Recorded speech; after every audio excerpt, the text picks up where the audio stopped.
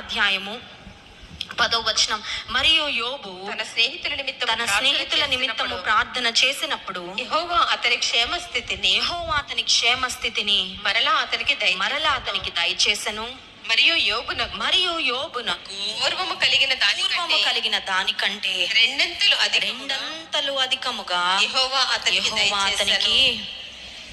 వేరే వాళ్ళ కొరకు ప్రార్థన చేస్తే వాళ్ళందరూ బాగుపడిపోతున్నారండి, వాళ్ళందరికీ దీవెనలు వచ్చేస్తున్నాయండి.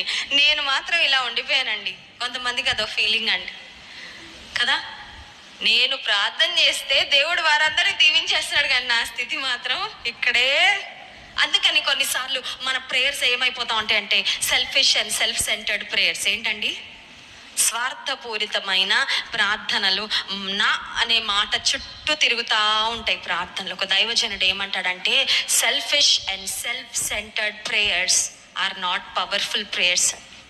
శక్తివంతమైన ప్రార్థన ఏంటి అంటే, నీవు ఇతరుల కొరకు చేసే ప్రార్థన నువ్వు కూడా చేసుకోవాలి, చాలా ప్రాముఖ్యం. నీ వ్యక్తిగత జీవితం కొరకు, కుటుంబం కొరకు చేసుకోవాలి, ఇతరుల కొరకు చేసే ప్రార్థన. అంతకంటే ఎక్కువగా దేవుని చిత్తము ఈ భూమి మీద నెరవేరునట్లుగా మనము చేసే ప్రార్థన. అందుకే పరలోక ప్రార్థనలో యేసుక్రీస్తు ప్రభువారు ఒక మాట నేర్పించారు ఆయన శిష్యులకు. ఏమనంటే, నీ రాజ్యము వచ్చును గాక, నీ చిత్తము పరలోకమందు నెరవేర్చున్నట్లు భూమి యందు నెరవేరును. దేవుని చిత్తం భూమి మీద నెరవేరడం అంటే దానిలో స్వయానికి, అహానికి, నా అనే దానికి ఏమైనా చోటు ఉందా అండి? నథింగ్. నీ ఇష్టమయ్యా, నీ చిత్తమయ్యా, నీ చిత్తము నా జీవితంలోనే కాదు భూమి మీద నెరవేరును గాక. దాని కొరకు నేను ప్రార్థన చేస్తున్నాను. అంటే అర్థం ఏంటంటే, వెన్ ఆ prayers are not self centred prayers.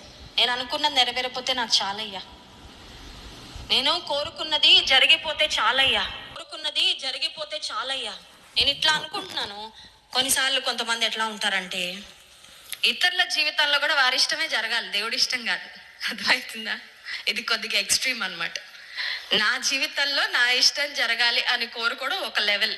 కొంతమంది ఎట్లా ఉంటారంటే, ఇతరుల జీవితంలో కూడా నువ్వు ఇట్లాగే చేసేయ్యా, వేరే ఇంకేమీ చేయకయ్యా.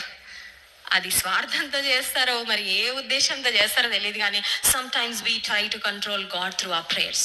మన ప్రార్థనల ద్వారా దేవుణ్ణి ఏదో కొంచెం నియంత్రించాలని. హూ ఆర్ వి? మనం ఎవరండి? ఇతరుల ఆశీర్వాదం కొరకు చేయి హృదయపూర్వకంగా ప్రార్థన. అన్నిటికన్నా ప్రాముఖ్యంగా దేవుని చిత్తము నెరవేరునట్లు